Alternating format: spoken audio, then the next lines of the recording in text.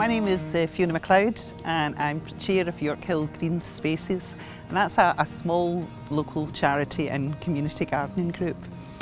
We started out about 4 years ago. It was really just the Community Council did a consultation with the public, seeing what they thought about improving the green spaces, and that was where it was born. And as a result of funding from the Community Council, which they raised at one of their annual gala days, we managed to get the group up and running and now actually look after 3 different parks. The whole idea was really, this is such an urban area and very few people have gardens in this area, although we've got magnificent Kelvin Grove Park just 2 streets away and all of that. There's not really an area for people to just sit and garden and feel it's part of their community. So that gave us the opportunity to promote it in a way that allows people to learn about gardening, to do gardening,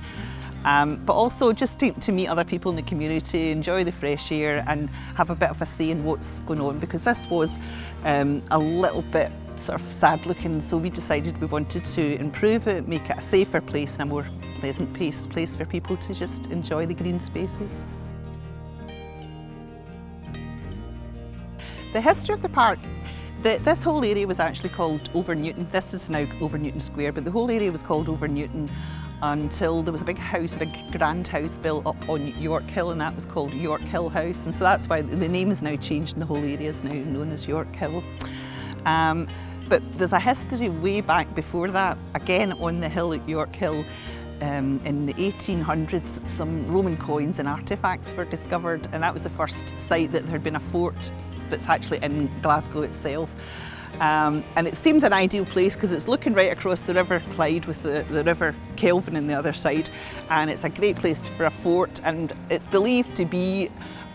before the Antonine Wall was built, because once that was built the fort wasn't really needed anymore. So there's a fascinating history, and what we are hoping to do as a group, because although we're looking at gardening and